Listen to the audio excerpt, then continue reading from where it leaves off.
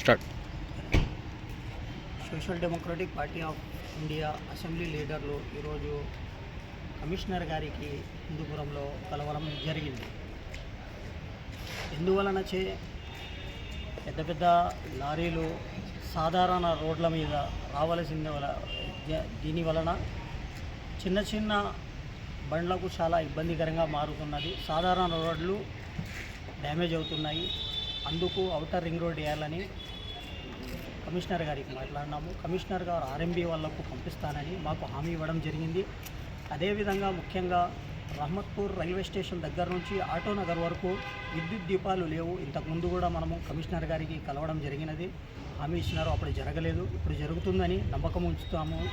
అదేవిధంగా శాంతినగర్, రహమత్పూర్, గాంధీ చౌక్ నగర్, అదేవిధంగా మన రహమత్పూర్ సర్కిల్లో, హస్నాబాద్ సర్కిల్లో ముఖ్యంగా డ్రైనేజీ మొత్తం నిండి ఉన్నది. దాని మీద శ్రద్ధ పెట్టాలని కమిషనర్ గారికి మాట్లాడాల్సిందిగా కోరినాము.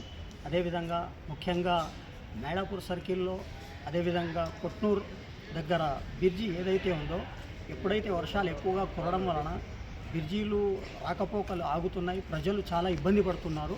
అక్కడ బ్రిడ్జి ఏర్పాటు చేయాల్సిందిగా కమిషనర్ గారికి మెమరాండం ఇవ్వడం జరిగినది.